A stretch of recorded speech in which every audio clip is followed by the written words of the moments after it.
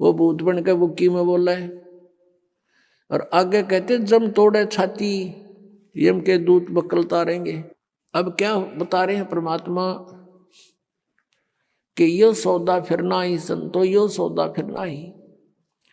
ये लोहे जैसा ताव जात है काया देश राही, और तीन लोक और भवन चतुर्दश सब जग सौदे आही।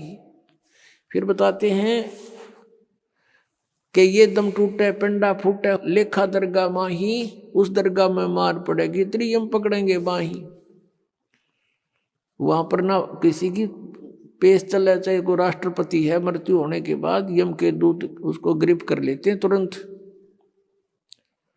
और वहां खड़ा कर देते हैं दरबार के अंदर। एक उदाहरण बताया परमात्मा ने अपनी वाणी में कि एक प्रियव्रत नाम का राजा था।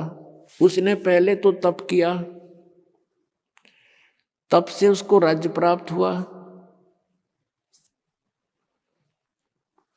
और जब राज्य का समय पूरा हुआ तो यम के दूत पकड़ कर ले गए उसको, धर्मराज के दरबार में खड़ा कर दिया। यम के दूत जब लेने आए प्रियव्रत को, उसने कहा कि मुझे कुछ सांस और दे दो जीने के लिए। उसका बहुत लंबी आयु थी, बहुत लंबी आयु तक उसने राज्य किया था और फिर भी जीने की आशा थी। कहा यम के दूतों से कि मुझे कुछ और श्वास दे दो। यम के दूत कहने लगे खबरदार दे, तूने सांस लिया तो तेरे श्वास पूरे हो चुके हैं, चलो। धर्मराज के दरबार में लेकर गए, वहां उसका अकाउंट बताया गया कि इतने वर्ष तूने तप किया था, उसके प्रतिफल में इतने वर्ष तूने राज्य कर लिया।